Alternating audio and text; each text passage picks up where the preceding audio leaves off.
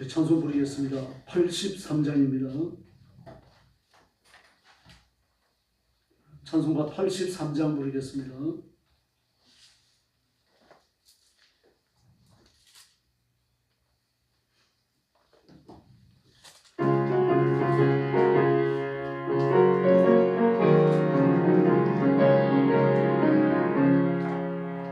나의 맘에 근심거름 하늘하게 덮이고 슬픈 눈물 하염없이 오네 인자하고 보더라고 사모로 물어서 위로할 이유가 있을까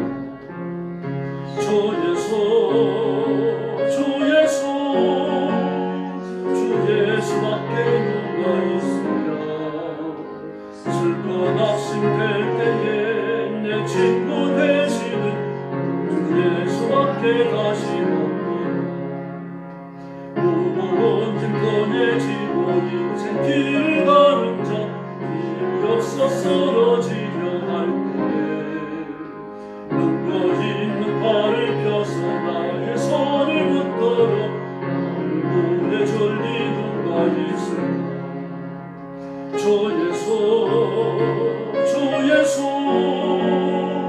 주 예수밖에 누가 있으랴 슬퍼 낙심될 때에 내 친구 되시는 주 예수밖에 다시 없구나 지옥죄를 털어버리고 고맙고 괴로워 작게 나만의 평안 없으네 죽은 죄인 용납하사 안아주시고 난마시가 누려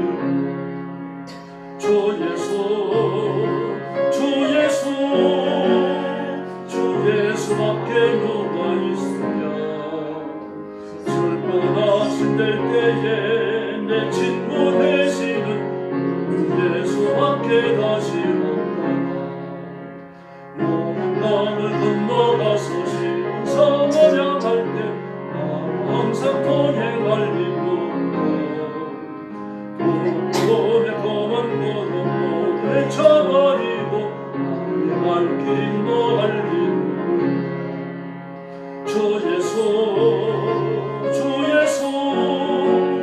주 예수밖에 누가 있으랴 슬퍼 낙심될 때에 내 친구 되시는 주 예수밖에 다시 할렐루야. 84장 부르겠습니다. 온 세상이 캄캄하여 우리 예수님이 참된 빛이신 줄로 믿습니다.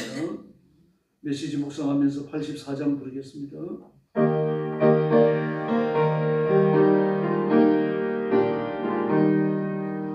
세상이 캄캄하여서 참 빛이 없었더니 나는 영광 나타나 온 세상 빛이 없네 영광의 주 영광의 주 밝은 눈이 내게 비추었네 영광의 주 영광의 주 이 세상의 빛은 주 예수님 주 걸린던 사람 그 마음이 시원하고 영을 전해가는 자 고질이 환하겠네 아멘 영광의 주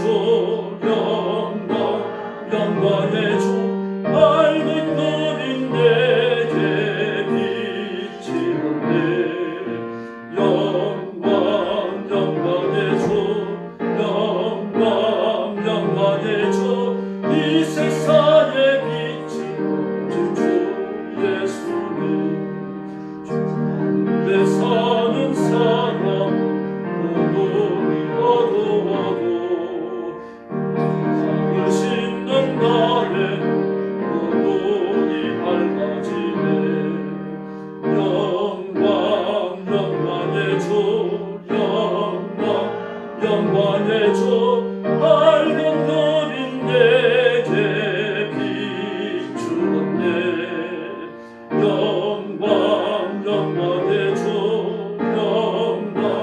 영광의 주 이 세상의 빛은 주의 3절 부릅니다. 주 가운데 사는 사람 그 눈이 어두워도 악을 씻는 날에는 그 눈이 밝아지네. 영광의 주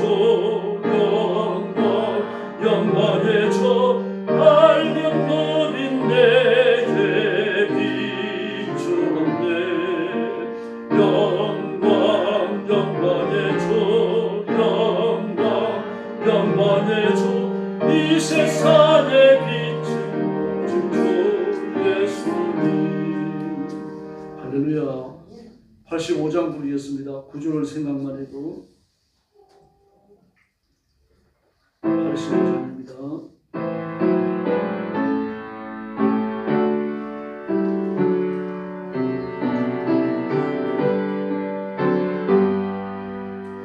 구주를 생각만 해도 이렇게 좋거든. 주 얼굴 배울 때야 얼마나 좋으랴. 만민의 구주 예수의 귀하신 이름은 천지에 있는 이름 중 이할 데 없도다. 참회개 하는 자에게 소망이 되시고 거하고 찾는 이에게 기쁨이 되신다. 예수의 넓은 사랑은 어찌나 말하야. 그 사랑받은 사랑만 그 사랑할 거다. 사랑의 구주 예수여 내 기쁨 되시고 이제로부터 영원히 평안이 되소서. 아멘. 할렐루야. 88장 부르겠습니다. 내 진정 사모하는 친구가 되시는 예수님.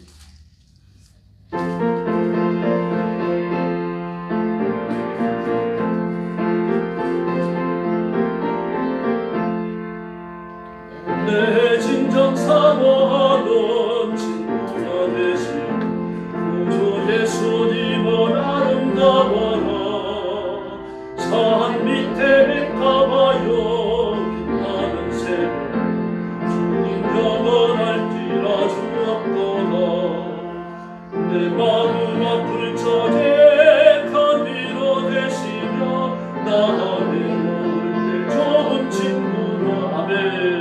주는 저 산 밑에 백합 빛나는 새벽 그 위에 비길 것이 없도다.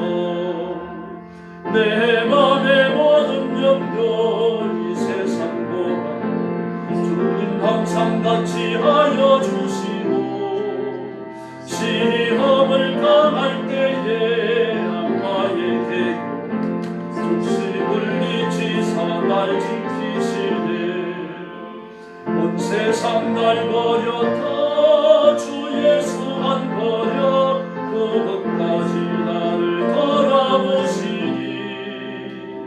저는 저 산 밑에 백합 빛나는 새벽 땅 위에 비길 것이 없도록 내 맘을 다하여서 주님을 따라 길이 나를 사랑하리니. 온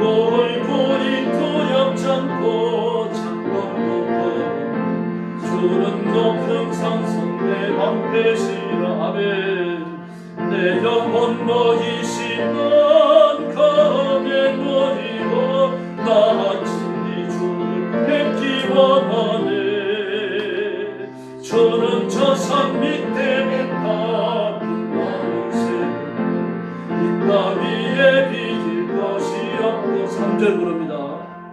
내 마음을 다하여서 주님을 따르며 그 길이 나를 사랑하리니 얼굴이 두렵지 않고 창만 보고 주는 높은 산성 내 방패시라. 내 영혼 너이시면 거내 누리고 나 친히 주 뵙기 원하네. 저는 저 산 밑에 백합 빛나는 새벽 이 땅 위에 비길 것이 없도다. 아멘. 90장 부르겠습니다. 주 예수 내가 알기 전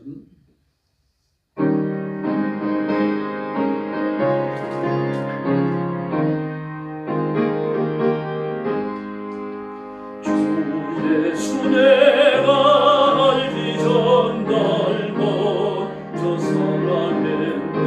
누구신 사랑 나타나 내 영혼 거듭났네.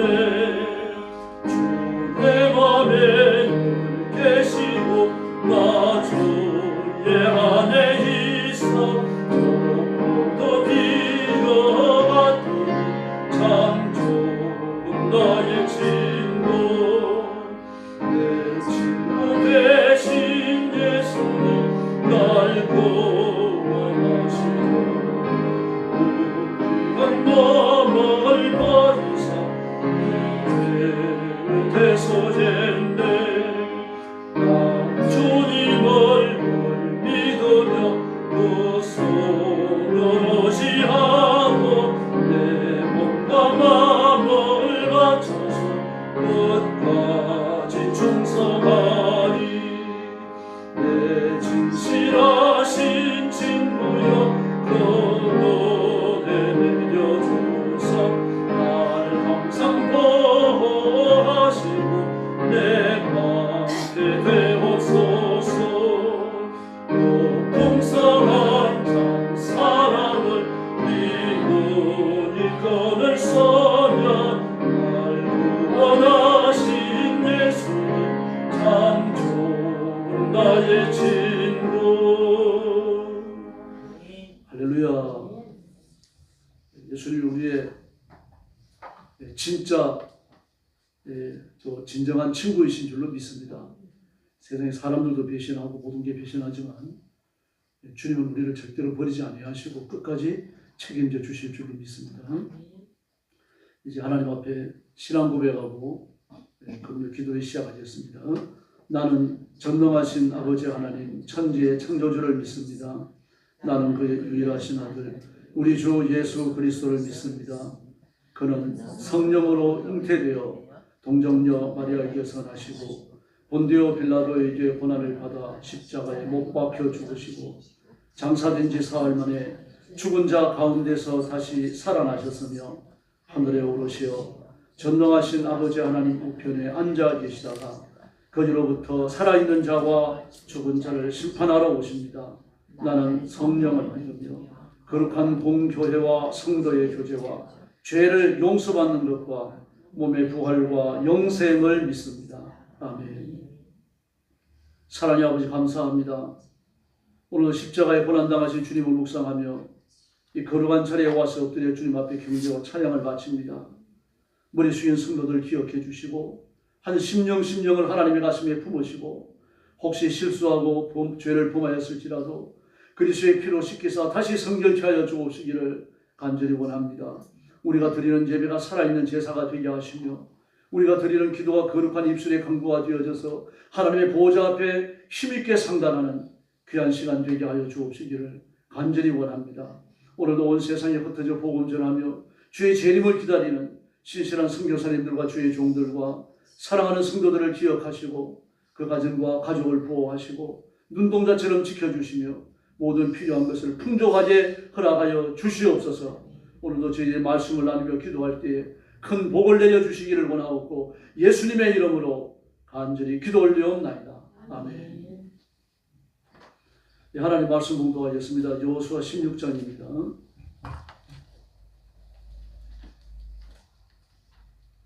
한 절씩 교독하겠습니다. 344페이지입니다. 1절부터 10절까지 공독합니다. 구약성경 344페이지 여호수아 16장입니다. 찾으신 줄 알고 1절 말씀 제가 봅니다. 요셉 자손이 제비 뽑은 것은 여리고 샘 동쪽 곧 여리고 곁 요단으로부터 광야로 들어가 여리고로부터 베델 산지로 올라가고 베델에서부터 루스로 나아가 아래 족속의 경계를 지나 바다로 내리고 서쪽으로 내려가서 야블렛 족속의 경계와 아래 호르벳 호론과 게세레까지 이르고 그 끝은 바다라. 요셉의 자손은 므낫세와 에브라임이 그들의 기업을 받았더라. 에브라임 자손이 그들의 가족대로 받은 지역은 이러하니라. 그들의 기업의 경계는 동쪽으로 아다롯 앗달에서 윗벳 호론에 이르고 또 서쪽으로 나아가 북쪽 미부다에 이르고 동쪽으로 돌아 나나 시노에 이르러 야노아 동쪽을 지나고 야노아에서부터 아나롯과 나아라로 내려가 여리고를 만나서 요단으로 나아가고 또 다프에서부터 서쪽으로 지나서 가나 시내에 이르나니 그 끝은 바다라. 에브라임 자손의 지파가 그들의 가족대로 받은 기업이 이러하였고 그 외에 므낫세 자손의 기업 중에서 에브라임 자손을 위하여 구분한 모든 성읍과 그 마을들도 있었더라. 10절 같이 봅니다. 그들이 게셀에 거주하는 가나안 족속을 쫓아내지 아니하였으므로 가나안 족속이 오늘까지 에브라임 가운데 거주하며 노예하는 종이 되니라. 아멘. 요셉 자손의 기업에 대해서 이야기합니다.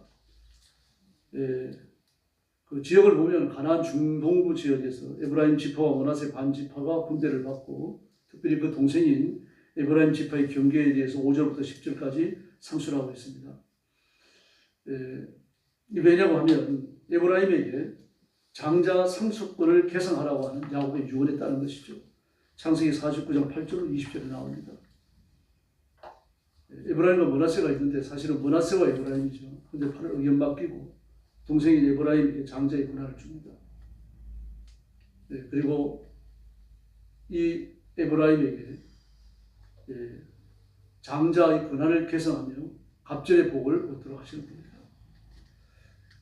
유다 지파는 요셉 지파와 더불어서 기업을 개성합니다. 이 두 부분을 구분해야 됩니다.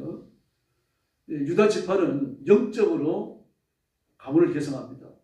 원래는 장자였던 르우벤이 가문을 개성해서 예수님에게로 이르러야 되는 거죠. 그러나 성경이 말하는 것처럼 그런 그 서모 비라를 범했고 그것 때문에 하나님 앞에 버림받습니다. 장자의 권한을 빼앗겨요. 거기에서 그 여자의 한시 메시아의 혈통을 이어가는 영적 계보는 유다로 개성됩니다. 그래서 유다가 메시아의 계보에 올라가는 거죠. 유다가 그 며느리 다말과 그 사이에서 낳은 자녀를 통해서 메시아의 계보가 이어지는 겁니다. 우리가 생각할 때 대단히 신비로울 수밖에 없습니다.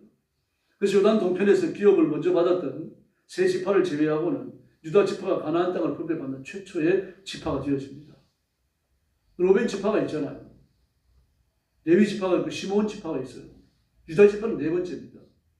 그러나 로벤도 시몬도 레위도 전부 다 지켜놓고 유다 지파에게로 먼저 기업의 분배가 이루어지는 겁니다.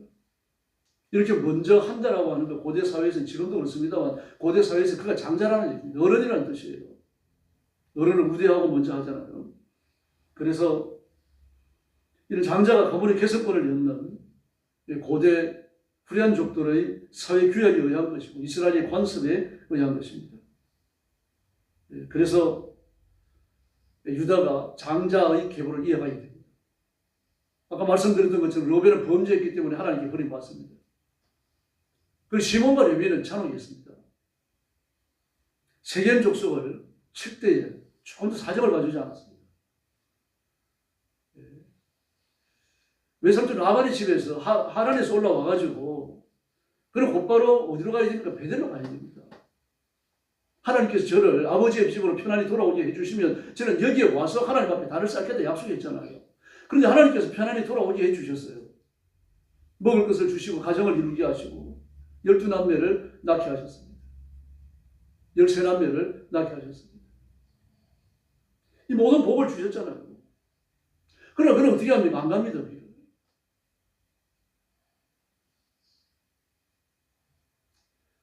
다시 말해서 여러 가지 이유를 댑니다만 가장 큰 이유는 뭡니까? 현이 보복해 올까 봐 두려웠던 겁니다. 그러다가 다말 사건이 일어나죠. 세겜의 주장 하몰의 아들에게 그냥 폭행을 당하고 합니다. 이제 그렇게 되어지면 서로 적대 관계가 되잖아요. 그럼 나가서 정직하게 싸워야 할 텐데 정직하게 싸우지 않습니다. 비굴하게 하죠. 우리는 히브리입니다. 우리는 후리안족입니다. 후리안족은 대대로 할례 받지 아니하면 죽이게 되어 있다. 할례 받은 사람과만 통혼할 수 있다. 그러니까 그 세겜 추장 하몰의 아들이 추장의 아들 하몰이 이 야곱의 딸을 굉장히 디나를 사모했던 겁니다. 사랑했던 겁니다. 그래서 세겜의 모든 족속들이 전부 다 할례를 다 받습니다. 그리고 통이 절정에 도달했을 때 세겜과 레위가 군사를 이끌고 내몰아 가지고 전부 다 죽입니다. 살아있는 짐승들의 힘줄을 끊어버렸고요. 사람들의 힘줄을 끊고 아주 잔혹하게 한 부족 전체를 멸해버립니다. 보기가 얼마나 처참했던지 야곱도 겁이 났어요. 너희가 이 아버의 얼굴에 욕을 끼치는구나. 이제 이 주변에 부족들이 크고 작은 부족들이 달려들어서 우리를 칠까봐 두렵다라고 합니다. 이제 그 밤에 하나님 은혜를 입어가지고 베델로 올라가잖아요. 바로 그때 시몬과 레위가 세겜을 치면서 너무 잔인했습니다. 하나님의 사람으로 이 자기들도 용서받는 자들이잖아요. 용서받는 자의 관용을 손톱만큼도 보이지 않았습니다. 아주 강도와 같이 도적과 같이 내 누이 동생을 욕보였다 그래가지고 아주 잔혹하게 부족 전체를 그렇게 해쳤던 겁니다. 그래서 자연스럽게 그 장자의 권한이 유다에게로 넘어가게 됩니다. 또 야곱에 의해가지고 제일 먼저 기업을 분배받는 유다 지파는요, 구속사에서도 중요한 의미를 지닙니다. 장차 오실 메시아에 의해서 영적 이스라엘의 성도들이 종말에 나타날 하나님 나라를 유업으로 받을 것을 보여주는 겁니다. 유다는 자격이 없습니다. 로벤입니다. 그런데 로벤이 타락하여 떨어져 나가기 때문에 유다가 대신하여 장자의 권한을 받게 되는 거죠. 우리가 마찬가지입니다. 유다는 버림받았습니다. 이스라엘은 버림받았죠. 메시아를 거절했습니다. 그리고 예수님을 죽이는 그 참혹한 살해 현장에서 뭐라 그럽니까? 메시아를 죽이는, 예수님을 죽이는 그 결백한 랍비를 죽이는 그 죄는 우리와 우리 후손들이 담당하겠다. 그대로 됐잖아요. 그리고 복음은 너희에서 떠나가지고 온 세상 끝까지 갈 것이라고 말했습니다. 말씀 그대로 됐습니다. 유다는 버려졌고 이스라엘은 버려졌고요. 그리고 버려진 그 구원의 능력, 구원의 권세가 이스라엘이 아니라 이방인들에게로 가서 결실을 하고 있는 겁니다. 어떤 사람들은 종말의 때에 유대인들에 대해 배심의 때가 온다 그럽니다만 그건 로마서 11장을 잘못 해석해서 그렇습니다. 그런 일은 일어나지 않습니다. 하나님께서 어떤 한 민족 전체가 주님 앞으로 돌아오는 그런 기회를 주지 않습니다. 누구에 똑같은 기회를 줍니다. 선교사님들이 가고 복음이 전해지고 말씀을 듣고 주님 앞으로 돌아와야 합니다. 복음을 거절하면요, 복음을 거절한 자가 받는 형벌을 받아야 되는 거죠. 이렇게 메시아의 계보, 영적 장자의 계보는 야곱에게서 유다로 이어져서 그리고 예수님에게로 흘러내려가야 됩니다. 네, 그러나 또 한편의 장자의 권한이 있죠. 이게 뭡니까? 지상적 창자입니다. 장자는 갑절을 받아요. 그래서 엘리사도 엘리야에게 당신의 갑절의 능력을 주옵소서라고 말하죠. 제가 당신의 장자입니다. 제가 당신의 후계자입니다. 거기에 따른 갑절의 능력을 제가 받아야 되겠습니다. 아주 단호하게 이걸 요구하며 나섰죠.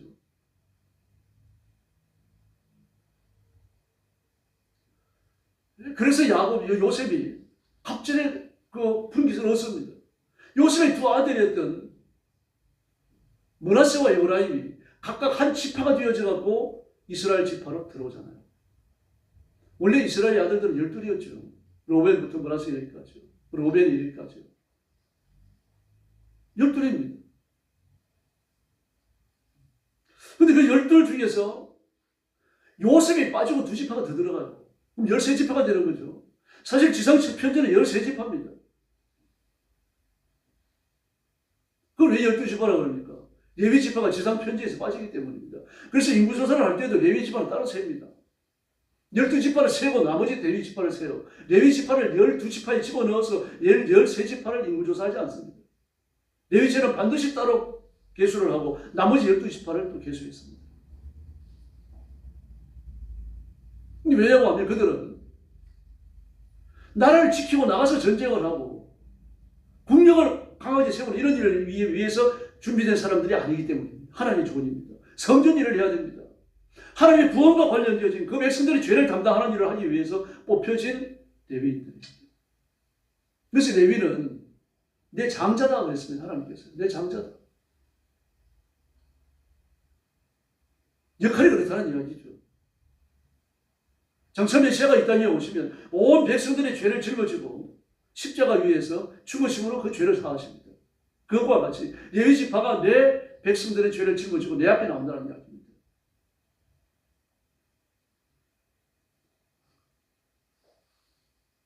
성경에 나오는 구원의 구도를 이해하셔야 됩니다. 야단과 하와가 범죄하고 나니까 하나님이 야단과 하와를 에덴 동산 서쪽으로 쫓아냅니다. 그럼 생명나무는 동쪽에 있는 거죠. 그 가서 생명나무를 열매를 따먹어야 영생을 얻습니다. 갈 수가 없습니다. 왜 그렇습니까? 그 중간에 두루두루 화염금, 금 같은 화염이 지키고 있죠. 그걸 통과하는 순간 죽게 되어 있습니다. 갈 수가 없어요. 바로 그 화염금, 불 같은 화염, 금 같은 화염, 두루두루 화염금이라고 그랬는데 금 같은 화염입니다. 불의 강조점이 있습니다. 금의 강조점이 있는 게 아닙니다. 이 심판의 불이 있는데 심판의 불을 통과할 수가 없으니까 그 통과하면 다 죽으니까요. 죽는데 무슨 소용이 있습니까? 아무도 생명나무에 갈 수가 없는 거죠. 이걸 극복하기 위한 장치가 뭡니까? 그게 성전입니다. 누구든지 이스라엘 백성들은요. 제물을 가지고 나와야 됩니다. 나오면 번제단 옆에 24개의 쇠말뚝이 박혀 있고 거기에 자기 순서가 되어지면 제물을 가지고 와서 거기에 묵습니다. 하루에 24번 제사를 드릴 수가 있는 거죠. 24명의 제사장과 그에 따르는 100여 명이 넘는 그런 레위인들이 수발을 들면서 24번의 제사를 진행하게 되어져 있습니다. 그럼 자기 차이가 되어지면요. 와가지고 안수를 합니다. 짐승의 머리에. 안수한다는 것은 머리에 손을 얹는 걸 말하는 게 아니라 내 체중을 실는 겁니다. 몸을 기대는 거예요. 그겁니다. 그래서 안수하면서 죄를 전가한다 그러는데 그게 아닙니다. 죄의 전가가 아니라 내가 몸을 기댑니다. 체중을 실어요. 왜 그렇게 합니까? 이 짐승과 함께 내가 같이 죽는다는 뜻입니다. 같이 죽어요. 각이 떠져가지고 번제단 위에서 불사를 지는 거죠. 화제로 불사를 지는 거죠. 하나님 앞에 바쳐지는 제사가 되는 거죠. 근데 나 안 죽고 살아납니다. 왜 그렇습니까? 짐승이 죽었기 때문에요. 그 짐승과 함께 내가 죽었다라고 하나님이 간주해 주시는 겁니다. 그 다음에 생명나무에 접근할 수 있는 권한이 생기는 거죠. 죽지 않고 살았으니까요. 심판을 통과했잖아요. 그러면 지성소에 못 들어가잖아요. 그럼 어떻게 번제단의 저주를 통과하는 자가 지성소에 들어간다고 말합니다. 근데 들어갔습니다. 어떻게 들어갑니까? 대제사장과 함께 들어가지 않습니까? 대제사장은 에봇에 두 견대가 있죠. 견대에 두 보석을 묶습니다. 이 대제사장의 에봇은 조끼처럼 생겼는데 앞판과 뒷판이 있습니다.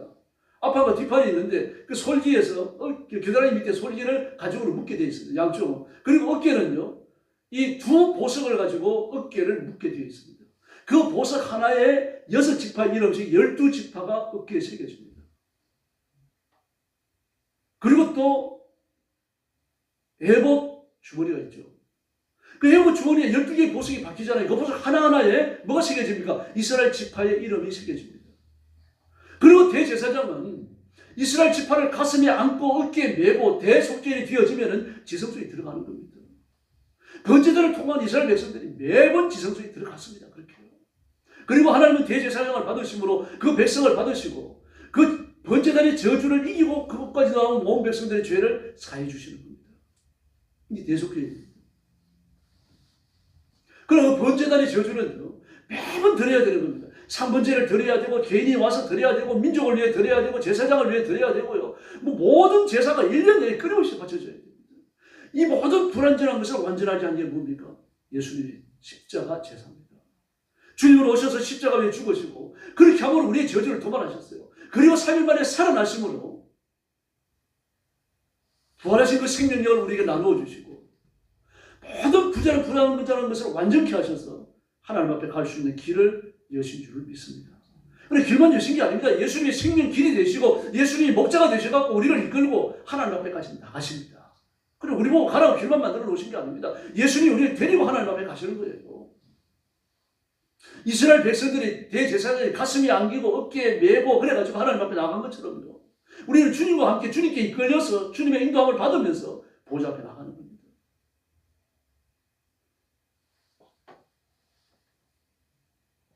이처럼 12지파는요. 반드시 한 지파를 하려 해가지고 메시아의 계보를 이어나가야만 합니다. 그래야 모든 속죄의 상징을 이룰 수 있고 교훈을 완성하는 것이며 그리고 완전한 생명의 길이 열리기 때문입니다. 예수님이 이 땅에 오셔서 십자가 위에 죽으시기 전에도요. 하나님이 선택하시고 구별하신 의인들은 천국에 이른 줄을 믿습니다. 두 사람들은 하나님 틀렸다라고 말합니다. 왜 그렇습니까? 예수님이 죽으시기 전이잖아요. 십자가 위에서 죄를 처리하시기 전이잖아요. 그런데 어떻게 그 사람들이 천국에 갈 수 있느냐? 그래서 로마서에서 뭐라고 말했습니까? 예수님이 이 땅에 오셔서 십자가 위에 죽으시고 사흘 만에 부활하심으로 어떤 일이 첫 번째로 일어납니까? 하나님 자신도 의로우시며 그렇게 말했습니다. 자신도 의로우시며 그 믿는 자를 의롭다 하려 하심이라고 로마서 3장에서 말합니다. 왜 자신이 의롭다고 말하십니까? 전에 지은 죄를 간과함으로 그랬어요. 전에 지은 죄를 간과함으로. 예수님이 십자가 위에 죽으시고 3일 만에 부활하시기 이전에 천국에 들어간 의인들 그들의 죄가 없는 걸로 간주하셨잖아요. 십자가 위에서 죄가 처리되기도 이전에요. 예수님이 이 땅에 오셔서 십자가 위에 죽을 것이 너무 확실하기 때문에요. 그 진리인 것이고 반복되지 않는 것이기 때문에 주님은 그것을 간주해 주신 겁니다. 그리고 예수님이 죽으실 때 하나님 자신의 의로우심이 증명된 거죠. 그리고 우리 주님의 십자가와 부활은요, 말할 수 없이 중요한 것입니다. 많은 구원의 방법 중에 하나가 그것밖에 없었어요. 절대로 아닙니다. 많은 구원의 방법 중에 하나가 아닙니다. 그 방법밖에는 없었다는 이야기입니다. 그래서 우리는 예수 믿기 이전과 예수 믿은 이후의 상태가 다를 수밖에 없습니다. 근데 오늘 하나님께서는 이렇게 말씀을 하십니다. 16절 4절 말씀을 보면 요셉 자손 므낫세와 에브라임이 그들의 기업을 받았다라고 말했습니다. 기업을 받았다. 기업을 받았다. 그런데 누굽니까? 요셉의 아들이라고 분명히 밝히고 있죠. 요셉의 자손 므낫세와 에브라임입니다. 5절 이하에서도 마찬가지입니다. 에브라임 자손이 어떻게 그 기업을 받았는지 자세하게 밝히고 있습니다. 9절에서도요. 므낫세 자손의 기업 중에 에브라임 자손을 위하여 구분한 모든 성읍과 그 마을들도 있었더라라고 말하고 있습니다. 이처럼 야곱에게 두 곡절을 주신 것은요. 단순히 장자의 번성만을 허용하신 것은 아닙니다. 상급의 의미를 지닙니다. 상급의 의미. 잘해서 하나님이 상급을 베푸시는 겁니다. 그 요셉을 보면요. 그 극심한 속에서 믿음을 지키잖아요. 형들이 버림을 받죠. 이 생명이 왔다 가다는 백척 간도와 같은 대척 간도와 같은 그런 위기에 서갖고도 말입니다. 그런 조금도 굴하지 않냐고 하나님 말씀드립니다. 보디발 장관의 집에 가서도 그렇잖아요. 그런 범죄할 순간에도요. 보디발 장관의 아내의 유혹을 받으면서 그 범죄해야 되는 그 순간에도 그 뜻을 벗어버리고 도망가면서 뭐라고 합니까? 내가 하나님 앞에 죄 지을 수 없습니다. 내가 장관 앞에 죄를 지을 수 없습니다. 내가 당신 앞에 죄를 지을 수 없습니다. 그렇게 말하지 않냐고 하나님 앞에 죄를 지을 수 없습니다. 그렇게 말합니다. 그 믿음은 살아있었던 믿음이죠. 더구나 그가 지하 감옥에 갇히면 어떻게 된다는 걸 다 압니다. 그리고 보디발 장관도 양심이 있는 사람이죠. 요셉이 어떻게 자기를 숨겨왔는지 알잖아요.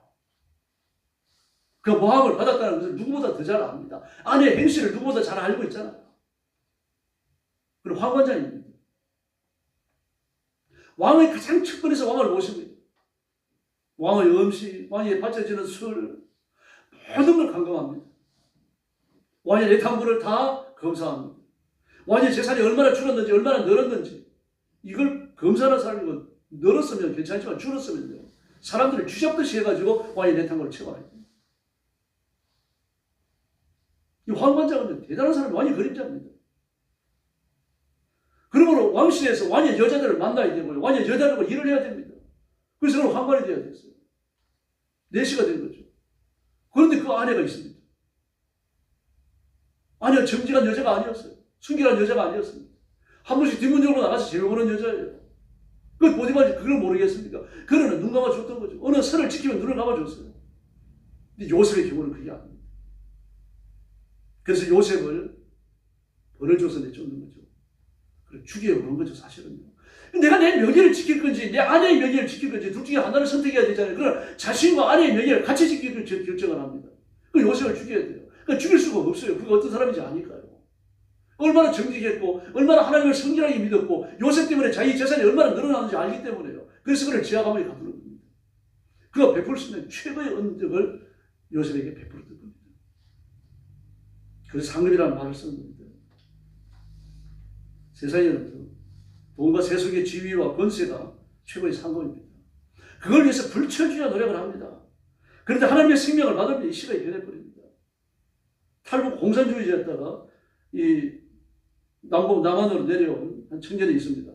그가 자기를 데리고 내려온 자기를 탈북시켜서 선교사님한테 보낸 편지입니다. 이렇게 편지를 썼어요. 목사님, 저는 북으로부터 거짓 탈북자가 되어져 목사님을 만나 목사님을 테러하라는 지령을 받았습니다. 그렇게 하면 북에서 영웅충이를 주겠다고 약속했습니다. 저는 영웅이 되겠다는 일념으로 그동안 열심히 살았습니다. 그런데 내가 선교사님을 가까이 하면서 예수님을 믿게 되었습니다. 예수님을 믿고 보니까 제가 얼마나 어리석었는지 비로소 깨닫게 되어졌고 저는 예수님 때문에 구원받았습니다.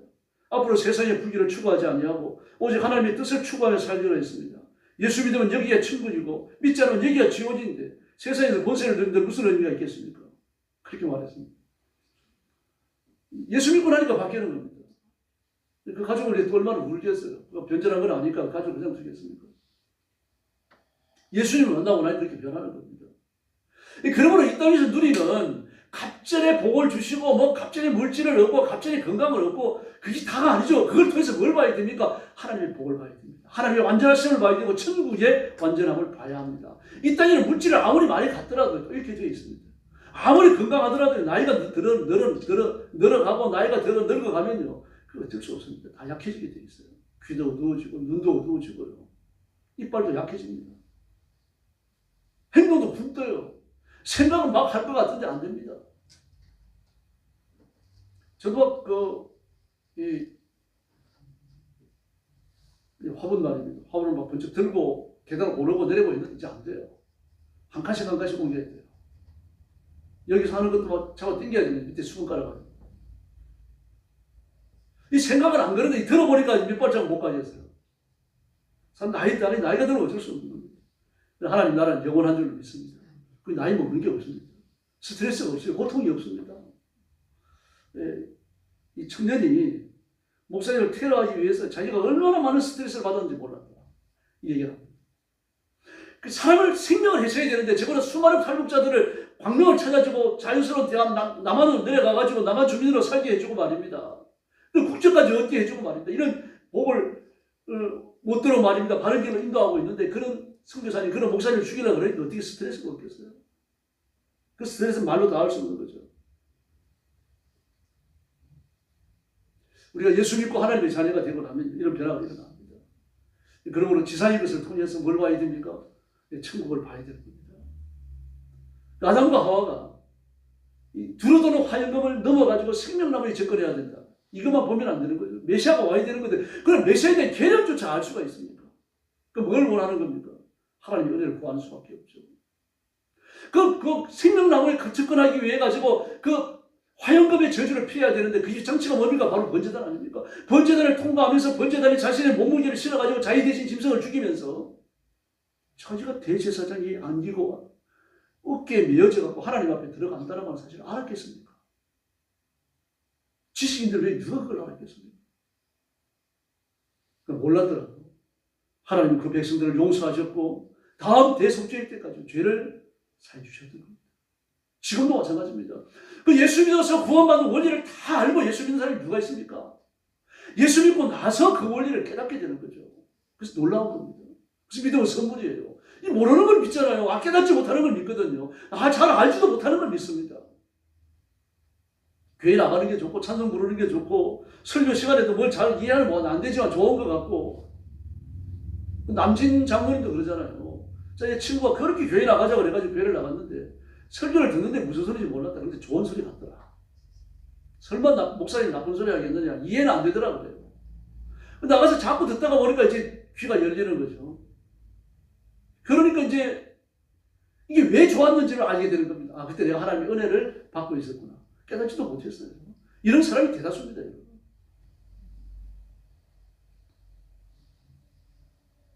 예.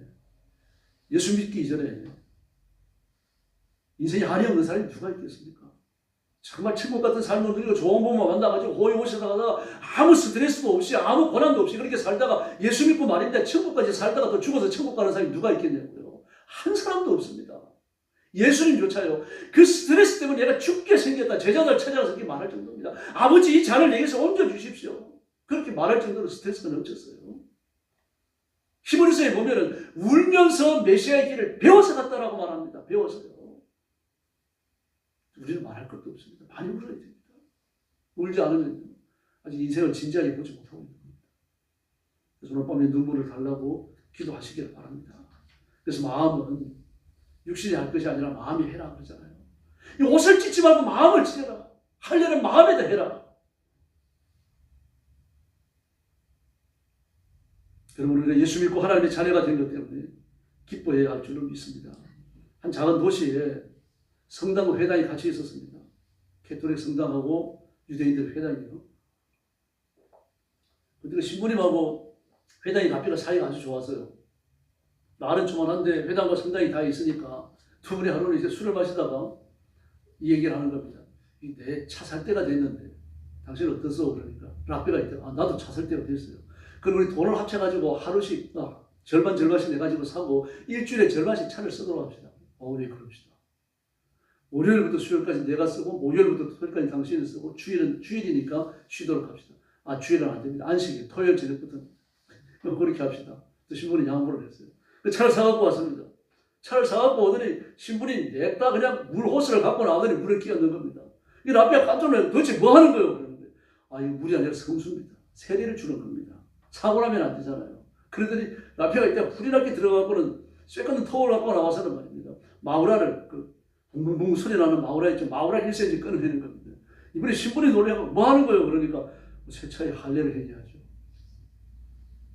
그러나 차를 갖고 와서 뭐 성수를 뿌리고 할례를 하고 아무 소용 없습니다.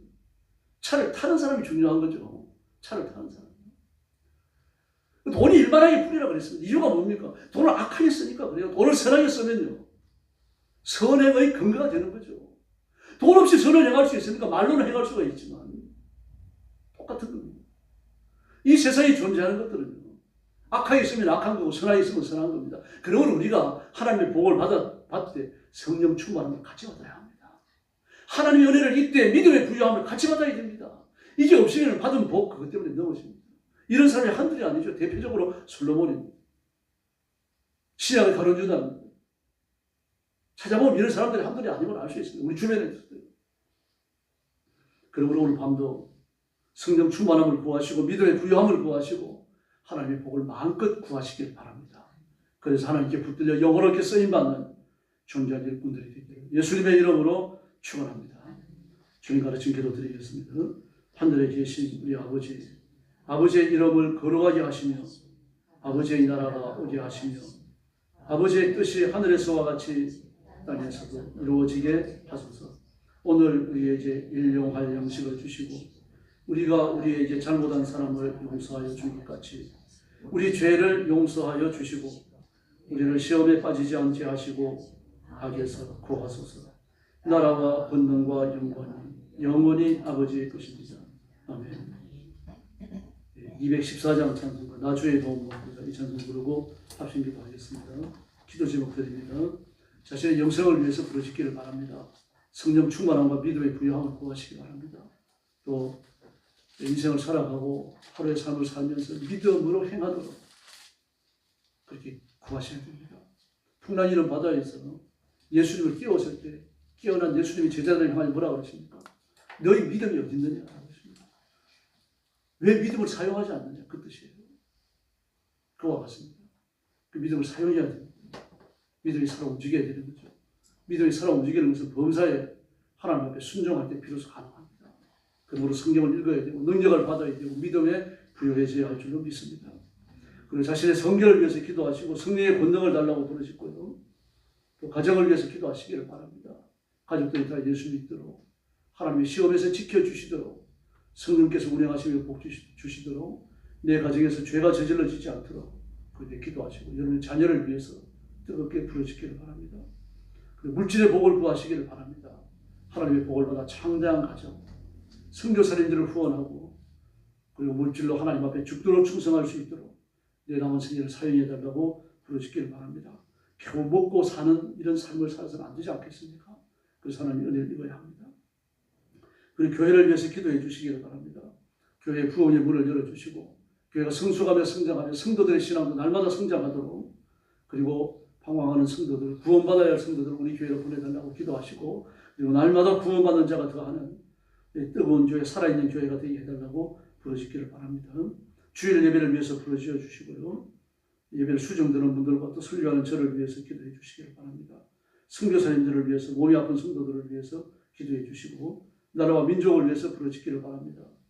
지금 전쟁이 자꾸 확대되고 있죠. 이 상태에서 끝날 기미는 안 보입니다. 이제 나토에서 가만 안 있겠죠.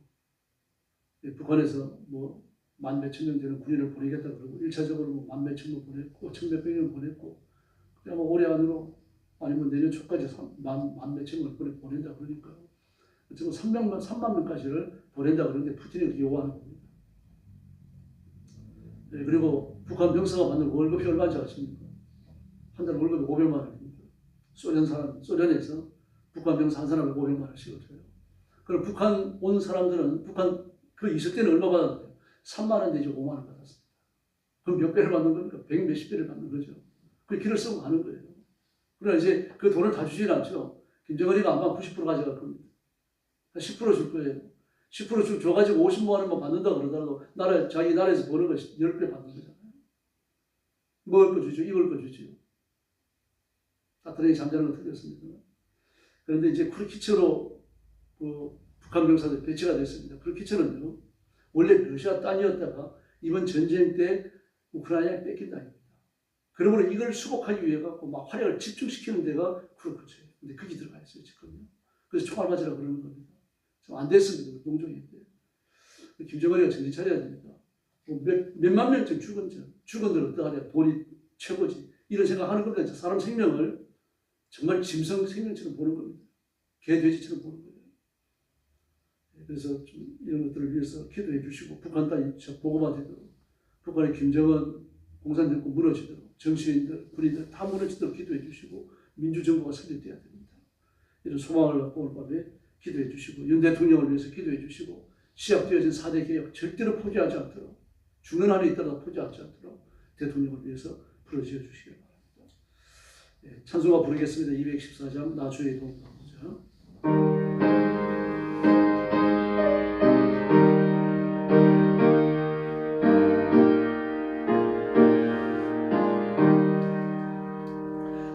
주